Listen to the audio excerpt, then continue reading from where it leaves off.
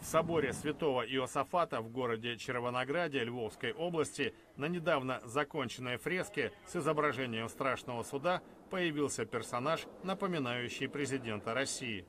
Прихожане обратили внимание на не вполне традиционную программу новой росписи Западной стены во время пасхальных богослужений. По словам отца Михаила, настоятеля храма, принадлежащего греко-католической церкви, у него не было планов заказывать художникам образ конкретного человека. Мы не ставили себе цель достичь портретного сходства. Кто хочет, увидит. Не захочет, не увидит. Думаю, там можно было поставить много известных персонажей. Мнения прихожан по поводу такой трактовки сцены адских мук разошлись. Роман Прочун не считает ее целесообразной. Реклама для Путина. Это реклама для Путина.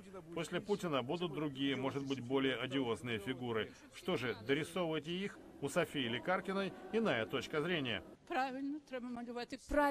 Нужно рисовать всех. И Януковича надо бы изобразить из-за того, что война у нас в Украине, и Путина, и всех, кто к этому причастен. Чтобы в каждой церкви такое было нарисовано, и чтоб боялись Божьей кары. Как говорит художник Алексей Чередниченко, соавтор живописной работы, замысел состоял в том, чтобы символически показать, что власть бывает разной. Все, знаете ли, ищут в этом какую-то сенсацию, Путин там или не Путин. Кто-то и видел того Путина. Идея была такая, что это чиновник вообще, человек, представляющий власть с недоброй стороны. Языки пламени пожирают на фреске нацистский штандарт со свастикой и герб Советского Союза. В адских муках корчатся генералы, которых считают виновниками окружения и гибели украинских солдат в Иловайском котле.